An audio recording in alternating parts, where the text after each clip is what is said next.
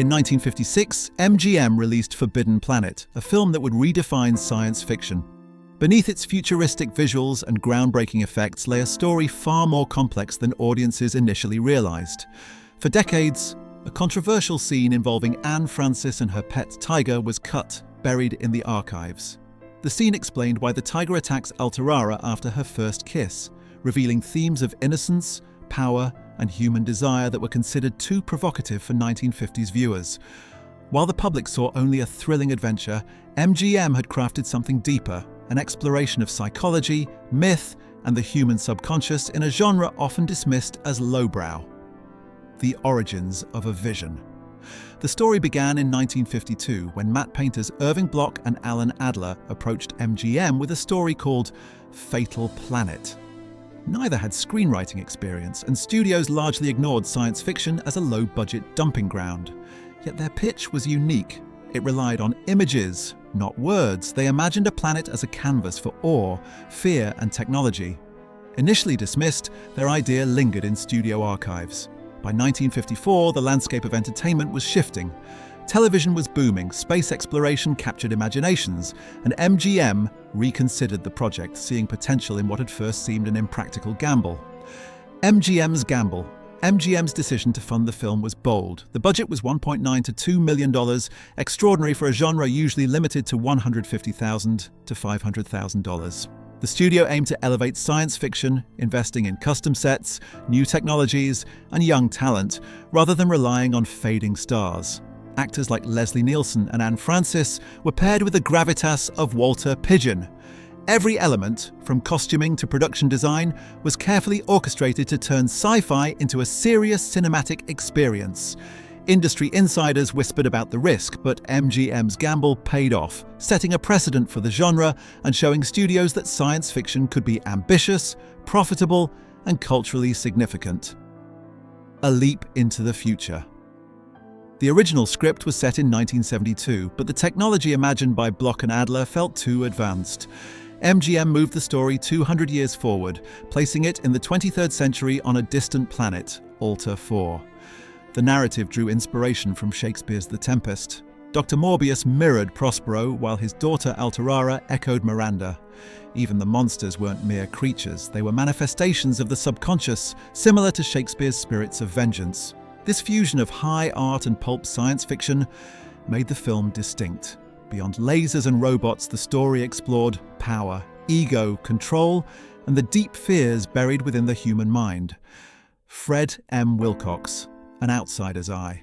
MGM assigned directing duties to Fred M. Wilcox, known primarily for Lassie Come Home. Despite lacking a sci-fi background, Wilcox's disciplined approach suited the massive production. He didn't seek to reinvent the genre with flashy gimmicks. Instead, he approached the film as Shakespeare in space. He treated the story seriously, balancing visual spectacle with human emotion. This perspective allowed the film to breathe. The special effects impressed without overshadowing the characters, grounding the narrative in psychology and drama. Wilcox's outsider lens added a subtle strangeness, giving Forbidden Planet a tone that was unusual, ambitious, and unforgettable. Cyril Hume and the subconscious screenwriter Cyril Hume transformed the visual concepts of Bloch and Adler into a story rich with Freudian undertones. The Krill monsters became symbols of desire, repression, and the subconscious mind of Dr. Morbius. Hume infused the narrative with literary, mythological, and psychological layers. Dialogue and character interactions were meticulously crafted to reveal fear, trauma, and the dangers of knowledge. The film suggested that the greatest threats weren't external aliens, but the hidden corners of the human psyche. In doing so, Hume gave Forbidden Planet a sophistication rare in 1950s science fiction, creating a narrative that could be interpreted on multiple levels. Walter Pidgeon as Dr. Morbius. Walter Pidgeon, at 58, was known for dignified dramatic roles, not science fiction. Initially hesitant, he was drawn to the project's seriousness, high production values, and Shakespearean undertones. Pidgeon's portrayal of Dr. Morbius anchored the film's psychological complexity. He conveyed restraint amidst chaos, making the unseen horrors of the Krell machine all the more terrifying. His performance provided a moral and emotional center, giving credibility to a story that might have otherwise seemed fantastical. Without Pidgeon's gravitas, the film could have easily veered into camp, but his presence elevated it into a work of enduring cinematic weight. Anne Francis and Altaira. At 23, Anne Francis embodied the role of Altaira, walking onto the set in what is now considered the first miniskirt in cinema.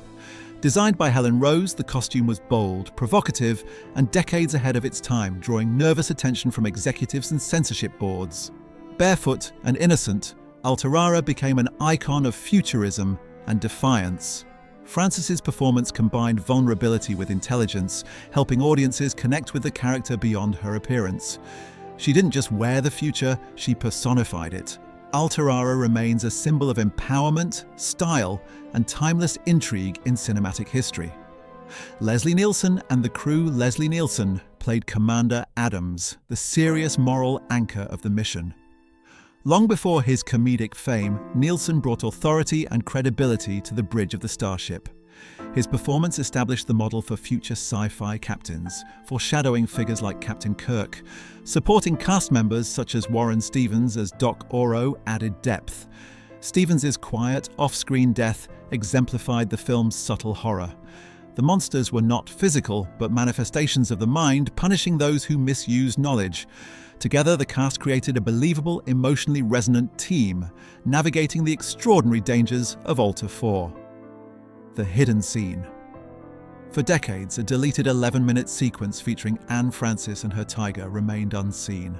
It explained Altaira's dangerous allure and her impact on those around her, revealing themes of desire, innocence, and subconscious power. In 1950s America, these ideas were too controversial. Studios feared audience backlash, and the scene was excised. Its absence left a mysterious gap, causing some narrative elements to seem abrupt. Modern scholars and fans who have uncovered it recognize the depth it adds to the story, further confirming that Forbidden Planet was not merely a spectacle, but a meditation on the human mind and the darker dimensions of power and passion. Legacy and influence. Forbidden Planet changed science fiction forever. MGM's gamble demonstrated that the genre could support serious storytelling, complex psychology, and lavish production design. The film influenced generations of filmmakers, from Star Trek to contemporary space operas, blending philosophical depth with visual innovation. Its exploration of subconscious fear, human desire, and technological power remains relevant. The combination of Shakespearean structure, pioneering effects, and a nuanced cast allowed the film to transcend its era. What began as a discarded pitch became a landmark, proving that science fiction could challenge audiences while entertaining them on multiple levels. Conclusion.